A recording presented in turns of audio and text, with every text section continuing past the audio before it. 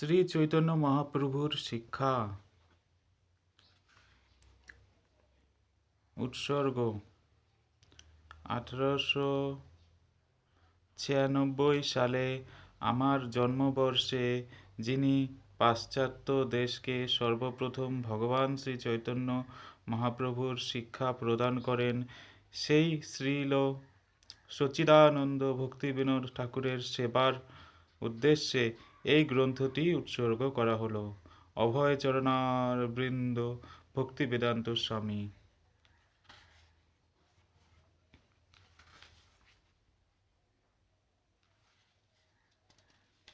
প্রস্তাবনা। এই গ্রন্থে শ্রী চৈতন্য মহাপ্রভুর প্রদত্ত শিক্ষা এবং শ্রীমদ্ ভগবদ্গীতায় প্রদত্ত শ্রীকৃষ্ণোপদেশ এক ও অভিন্ন। শ্রী চৈতন্য মহাপ্রভুর শিক্ষাই হল শ্রীকৃষ্ণোপদেশের কার্যকর ও বাস্তব দিগদর্শন। শ্রীমদ্ ভগবদ্গীতার অন্তিম উপদেশ হল ভগবান শ্রীকৃষ্ণের শ্রীচরণে সকলেরই অবশ্য শরণাগত হওয়া উচিত। তাহলে ভগবান শ্রীকৃষ্ণ অচিরেই সেই শরণাগত ভক্তের দায়িত্বভার গ্রহণ করবেন। শ্রী ভগবান তার অংশপ্রকাশ শ্রী ক্ষীরোদকশায়ী বিষ্ণুরূপে চরাচর বিশ্বকে প্রতিপালন করেন, কিন্তু তিনি স্বয়ং প্রত্যক্ষভাবে এই কার্য করেন না। তবে শ্রী ভগবান যখন বলেন যে তিনি শুদ্ধ ভক্তের প্রতিপালক ও রক্ষক, তখন তিনি স্বয়ং প্রত্যক্ষভাবে ওই দায়িত্বভার গ্রহণ করেন।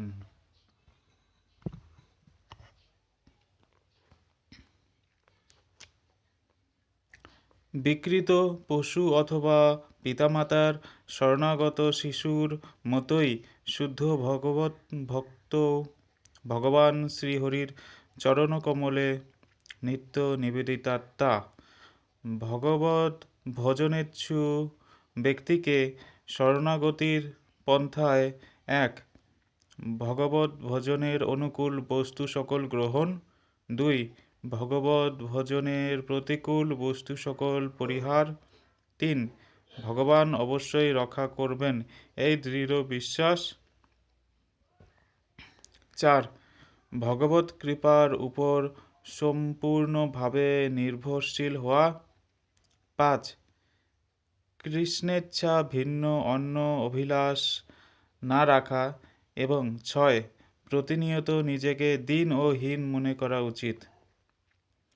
শরণাগতির এই 6টি বিধি সকলের পালনীয় বলে শ্রী ভগবান উপদেশ করেছেন, কিন্তু বুদ্ধিহীন তথাকথিত কেতাবী পণ্ডিতেরা এই ভগবদুপদেশের কদর্থ করে এবং জনগণকে ওই উপদেশগুলি বর্জন করতে উৎপীড়ন করে। শ্রীমদ্ ভগবদ্গীতার 9ম অধ্যায়ের অবসানে ভগবান শ্রীকৃষ্ণ খুব সুন্দর ও সরলভাবেই বলেছেন, আমাতে দত্তচিত্ত, আমার প্রতি ভক্তিপরায়ণ ও আমার অর্চনে ব্রতী হও এবং আমাকেই নমস্কার করো। এইরূপে মন ও দেহ আমাতে অর্পণ পূর্বক আমাকে আশ্রয় করে আমাকেই প্রাপ্ত হবে। ভগবদ্গীতা 9 অধ্যায় 83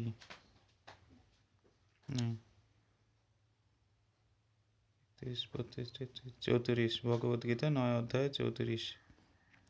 কিন্তু পাণ্ডিত্যাভিমানী অসুরেরা জনগণকে ভগবদুন্মুখী না করে তারা তাদের ভগবানের অব্যক্ত নির্বিশেষ নিত্য ও কূটস্থ রূপের প্রতি আকৃষ্ট করে তাদের বিপথে পরিচালিত করে। অব্যক্তাসক্ত মায়াবাদী দার্শনিকেরা স্বীকার করে না যে অদ্বয় তত্ত্বের প্রকৃত রূপ হল আদিপুরুষ বা সবিশেষ লীলাময় তত্ত্ব ভগবান। উদাহরণস্বরূপ বলা যায়, যিনি সূর্যের যথাযথ স্বরূপ উপলব্ধি করতে ইচ্ছুক, তাকে প্রথমে অবশ্যই সূর্যলোকের সম্মুখীন হতে হবে। তারপর সূর্যলোক সূর্যলোক অতঃপর সূর্যলোকে প্রবেশ করে ওই লোকের অধীশ্বর সূর্যদেবকে সরাসরিভাবে দর্শন করতে হবে। কিন্তু অজ্ঞতার জন্য মায়াবাদী দার্শনিকেরা সূর্যলোকতুল্য ব্রহ্মজ্যোতিরও পরাপরে যেতে সক্ষম নয়। এ ব্যাপারে উপনিষদে প্রতিপাদন করা হয়েছে যে লীলা পুরুষোত্তম ভগবানের মুখারবিন্দ সন্দর্শনের পূর্বে দীপ্তিময় উজ্জ্বল তীব্র ব্রহ্মজ্যোতিকে ভেদ করে হয়। এই জন্যই ব্রজেন্দ্রনন্দন যিনি শ্রী চৈতন্য মহাপ্রভু রূপে আবির্ভূত হয়েছেন, তিনি সরাসরি ভগবান শ্রীকৃষ্ণকে উপাসনা করার পদ্ধতি শিক্ষা দিয়েছেন।